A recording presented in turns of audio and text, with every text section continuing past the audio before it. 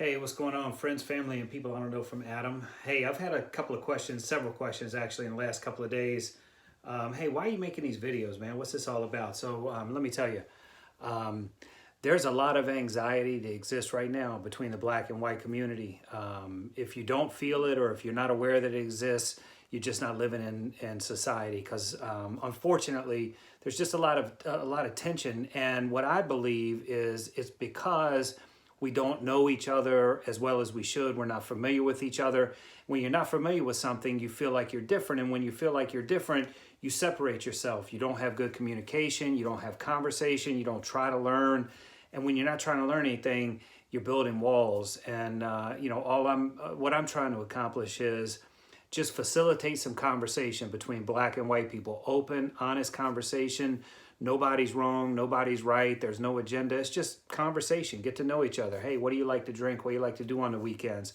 I'm in an interracial marriage. I have a black daughter and two biracial daughters. And my motivation, my only goal with these videos is to make this a better place for my wife and for my kids so that, everybody just kind of is a little better with this whole, race relations thing. And we're building more of a society than we are building these siloed, communities, I guess. So, I always get, hey, racism isn't that big a deal. It's not really that prevalent. Stick with me for a couple of minutes here. I'm gonna give you three examples of racism that I've encountered. And what I would really like for you to do if you're watching this video is please comment and give me some ideas on how you would have handled these scenarios, because two of them I didn't handle well at all. I was basically complicit in their racism because I didn't know how to address it.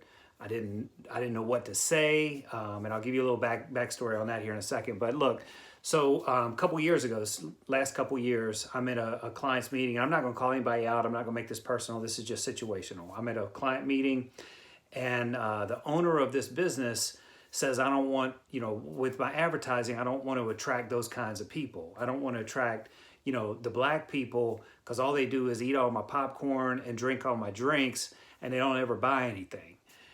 Literally, those are the damn near exact words that came out of this guy's mouth. And I'm sitting in there. I'm with a couple of my account executives that worked for me at the time. And the first thing that I think of is I'm going to throat punch this guy, and then I'm going to beat up his adult grown son just for GP, because I didn't really know what to do. And then the next thought that ran through my head was, well, if you beat up this old man and his son, you're probably gonna go to jail. And then the next thought that ran through my head was, man, my wife runs things at the house. I'm out, running things out in with the business side of things. She's holding it down at the house, raising our children. I'm supposed to be bringing home the paycheck. And I'm probably not gonna wanna go home and say, hey, guys, family, I throat punched this dude and I beat up his adult son. I beat him bad because they were being, really racist. And because of that, I lost my job. So you know what I did? I ended the meeting as quickly as I could. I walked out of there with the two account executives that were with me, and I said, I'm never going back in that place again, because if I do, I'm going to hurt that dude. I didn't address the problem. I didn't solve the problem. I'm just being real. Carry that weight with me still today. Like, what should I have said? What could I have done? Because a little personal about me. I'm not real good on medium heat. I'm real good at low heat or no heat. I can get up to high heat, but medium heat, in terms of like aggression and stuff, I'm working on that.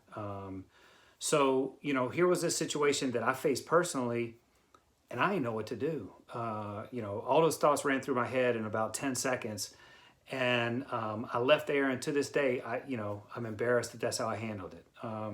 So if you got some ideas on how you would have handled that, give me some comments below. Let me know. Let's learn from each other.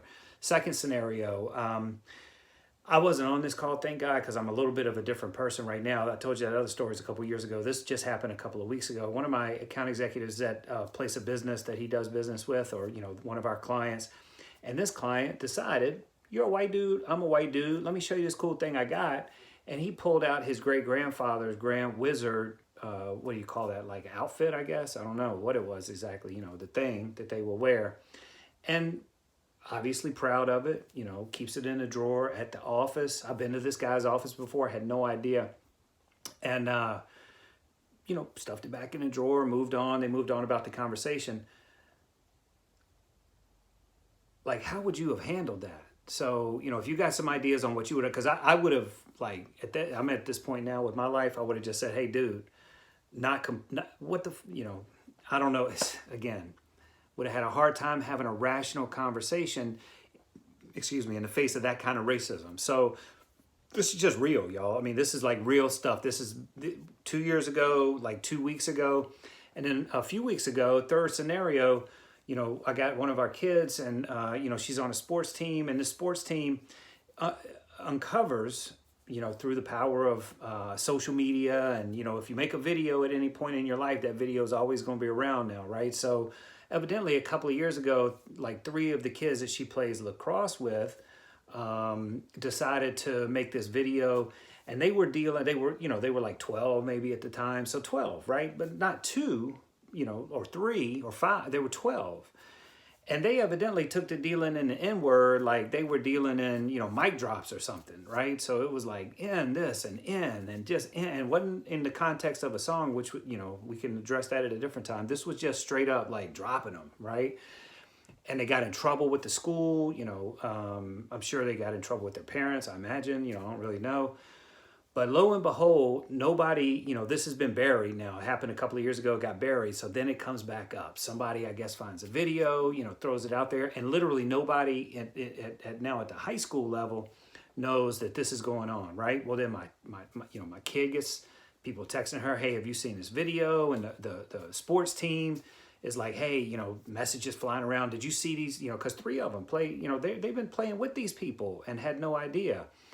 And, one of the girls, you know, stepped up and said, yeah, it was me. Made a mistake, made a different you know, apologized, you know, never happened again. Wasn't the real, you know, wasn't me. That's not reflective of my character. 2 of them were trying to deny it. Like, I don't know what the hell what y'all talking about. And then a couple of the parents started to have a conversation with a couple of the other parents. And, you know, I was getting ready to have a teaching moment, but the crowd, like, noise got loud. I couldn't hear everything that they said. But where it started was, can you believe they brought this back up and these girls are going to have to go through this again?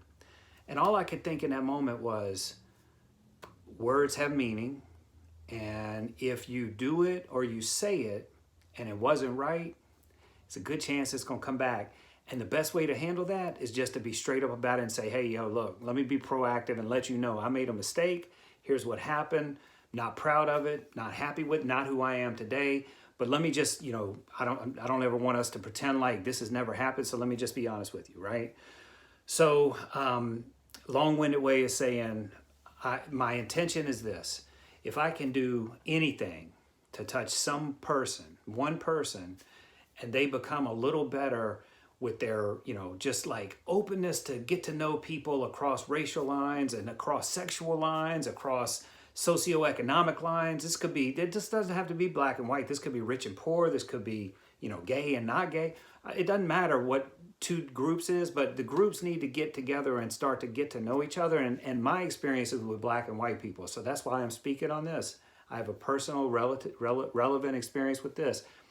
All I'm trying to do is to start conversations. If you hear something in here that, you know, spurs you to inquire about or reach out to or just start a conversation and start building bridges, I've accomplished what I'm trying to accomplish. I hope y'all have a great night. Peace.